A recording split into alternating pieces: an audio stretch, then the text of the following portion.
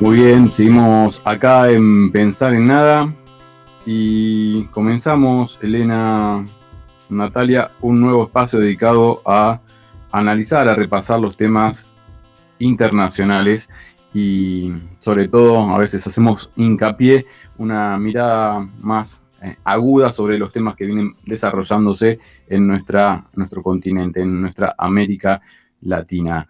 Para el día de hoy convocamos a charlar un ratito con nosotros a la profesora Paula Klachko, a quien ya saludamos. Buenos días, Paula, te saludamos Elena y Diego de Pensar, ¿cómo estás? ¿Qué tal? ¿Cómo les va? Un gusto estar otra vez con ustedes. Gracias, Paula, bienvenida. Un gusto, Gracias. profe. Bueno, nada, queríamos repasar cuál es la situación actual, hacer un paneo de las cosas que vienen pasando a nivel internacional y sobre todo en nuestro continente, ¿no? Sabemos, por ejemplo, que hace algunos días se vio llevado a renunciar el canciller, el recién asumido hace poquito canciller de Perú por presiones de determinados sectores políticos. No sé cuál es tu mirada sobre todos estos temas que tocan a nuestro continente.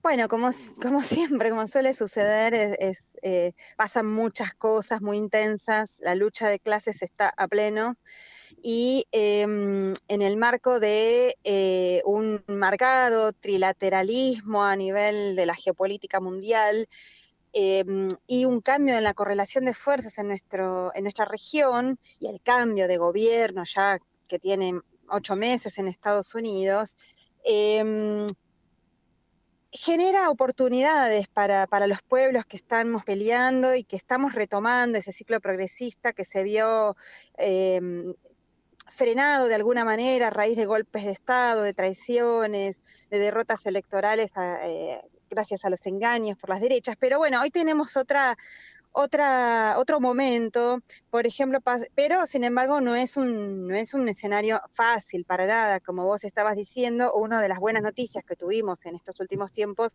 en nuestra América es el triunfo electoral que costó 40 días de que se le reconozca oficialmente, de Pedro Castillo en Perú, pero esa cierta debilidad con la que asume por haber ganado en segunda vuelta, con una derecha muy fuerte, una polarización muy fuerte.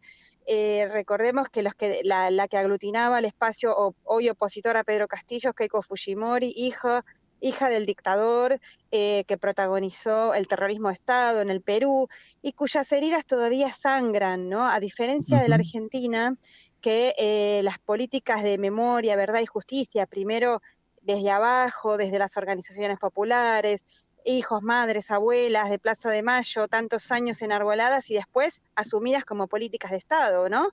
Con las Ujú. cuales logramos que sean unas conquistas y que esté asentado en nuestra memoria histórica y en nuestro presente esa bandera muy difícil de corroer por las derechas, digamos. Pero no es el caso del Perú, que, por ejemplo, justamente, como vos mencionabas, Diego, al principio, Héctor Béjar, el flamante ya canciller y ex canciller de Ujú. Perú, que solo estuvo 19 días en el cargo. Héctor Béjar es un compañero, un cuadro, una persona grande, tiene 80 y pico de años y tiene Ujú. una historia de militancia revolucionaria, de coherencia. Ujú. Bueno, lo que dijo Héctor Béjar, que le ganó la renuncia aceptada, es que, porque ahí aparece, perdón, pongo en tema, ¿no? La derecha Sí. permanentemente está desde la campaña y ahora también están boicoteando, acechando y hacen lo que se llama el terruqueo, que es Ujú. acusar a, bueno, esta izquierda diversa que asume el gobierno como terroristas, ¿no? Ujú. Asumiendo todo un discurso de guerra fría, de comunismo, terrorismo. Bueno, en ese marco sacaron a relucir unas palabras que había dicho Héctor Béjar hace un tiempo antes de asumir, creo que hace un año incluso, en una conferencia, de que la Marina, la Marina de Guerra de Perú, era la que había comenzado el terrorismo los actos terroristas en el Perú.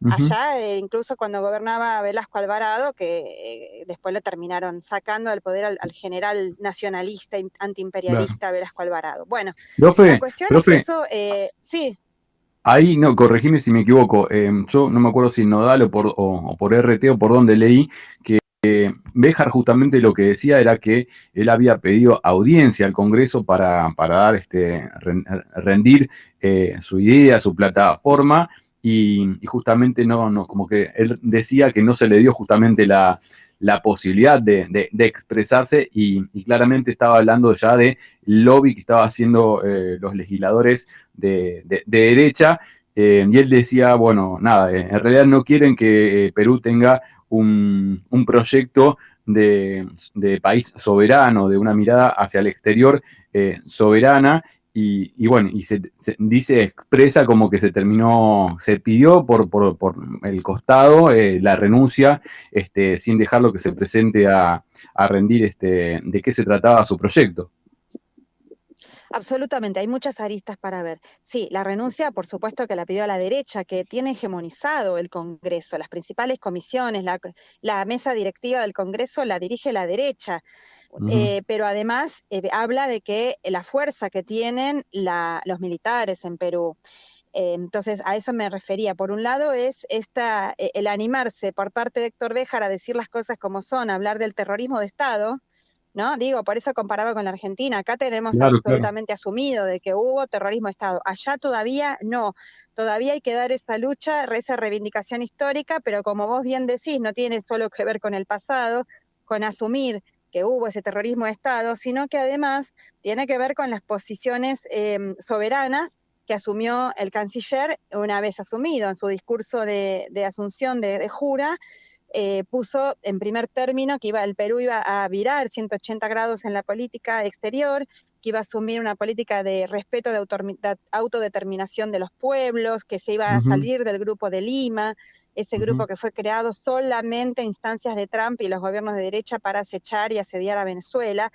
Bueno, y además osó recibir al canciller venezolano, lo que le valió, bueno, todo un repudio generalizado de las derechas, que no soportan cualquier gesto de respeto a la soberanía, que apunta a la integración regional, a la unidad.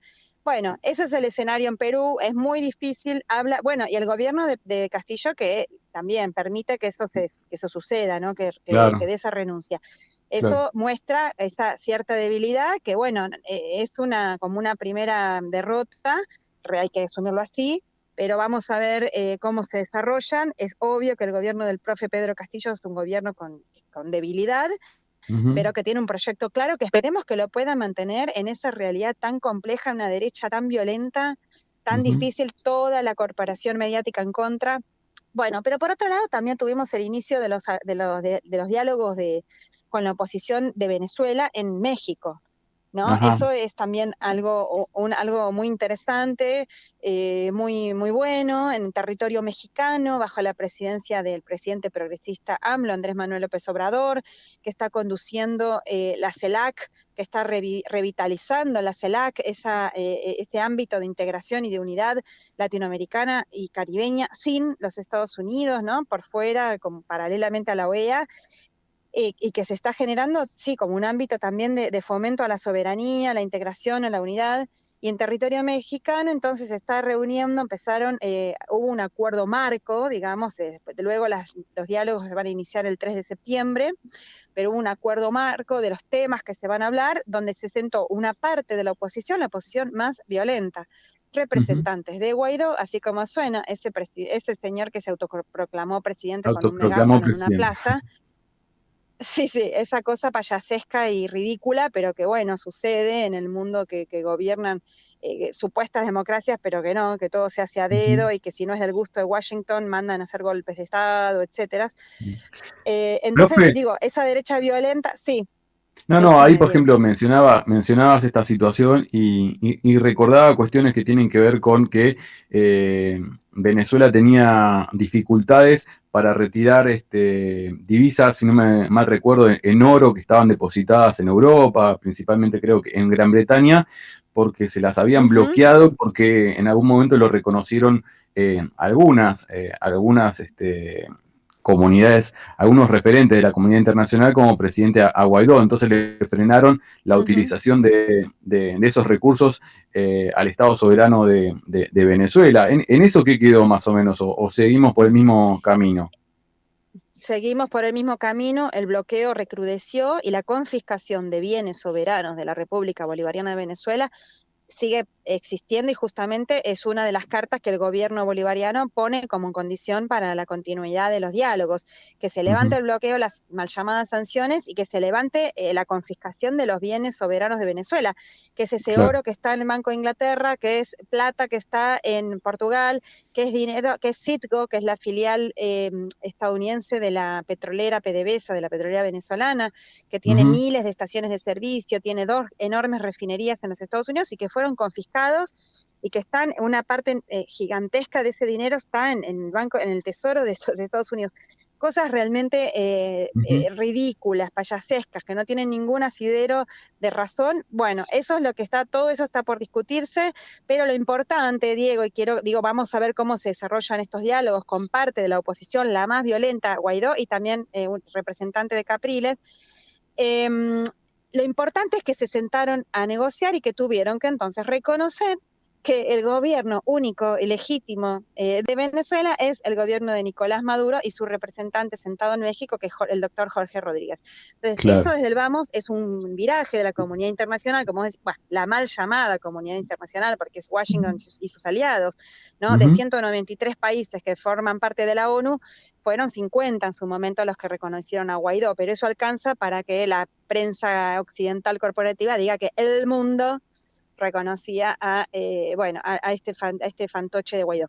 Pero bueno, Tal cual. digo, lo importante es que se reconoce el Profe, gobierno legítimo. Sí. Sí, no, aprovecho esto que estás diciendo como para ir cerrando y estaba pensando, por ejemplo, el último 6 y 9 de agosto, todos los años recordamos el ataque, el bombardeo de Hiroshima y Nagasaki, y este 9 de agosto además recordamos el Día Internacional de los Crímenes estadounidenses contra la humanidad. Y vos hace un rato mencionabas la palabra imperio, nada, te iba escuchando y iba haciendo como un escaneo mental de la historia. Hablamos de situaciones de imperios, cuando hablábamos de la independencia de nuestro país, del imperio de España, sabemos de dónde proviene los portugueses que cuando llegaron a Brasil y Gran Bretaña cuando llegó a Estados Unidos, pero esos imperios fueron de alguna manera subsumiéndose, algunos quedaron, otros no, pero el gran imperio de estos últimos casi 100 años ha sido Estados Unidos. Y en ese sentido hay una movida, digo, tanto con Venezuela, con Cuba, hay un criterio unificado, incluso con esto que salió en estos días de la presencia o la retirada, por ejemplo, de Afganistán, ¿no? De los Estados Unidos. Unas palabras te quería pedir en relación a esta fecha tan simbólica, ¿no? 9 de agosto, Día Internacional de los Crímenes contra la Humanidad.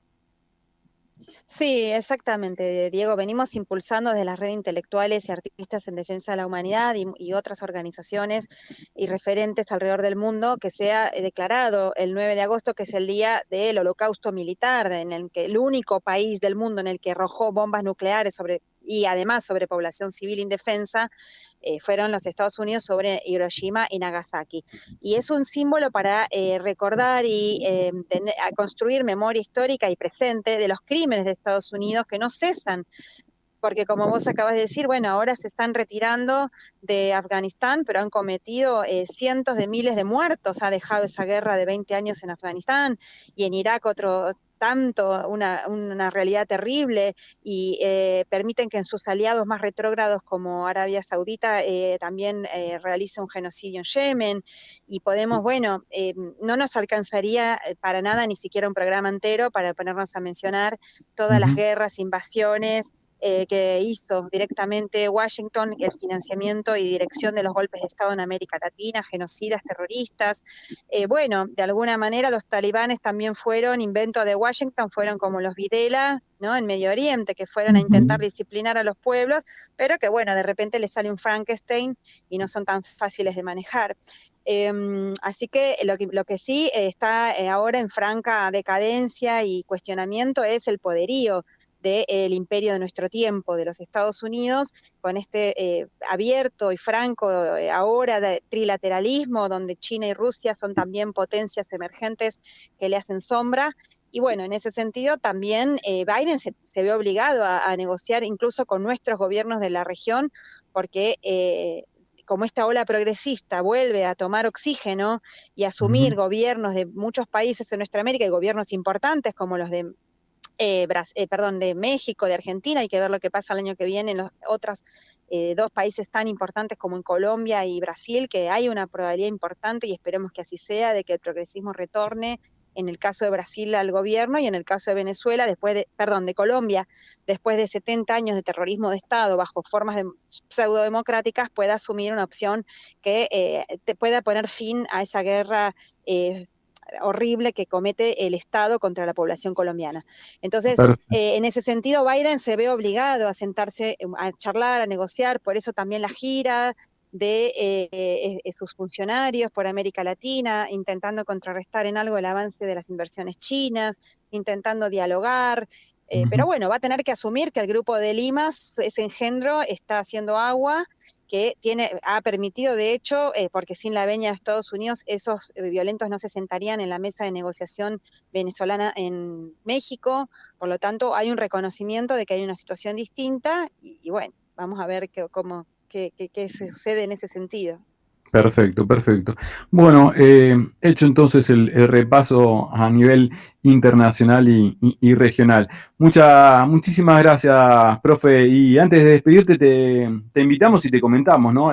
Pensar en Nada a partir de septiembre va a ir de los domingos de 10 a 13, así que vamos a tratar de no cortarle el almuerzo a los invitados y a los columnistas, y te invitamos a que te sumas también a nuestro canal de YouTube. Muchas gracias por la participación en el Pensar de Nada del día de hoy. Buenísimo, amigues, como siempre a la orden, ¿eh? Un abrazo grande para les dos. Gracias. Abrazo gigante. Era la profesora Paula Klachko, haciendo este repaso con nosotros de contexto de lo que viene dándose a nivel americano e internacional. Nos vamos, si te parece, Elena Natalia, a la tanda y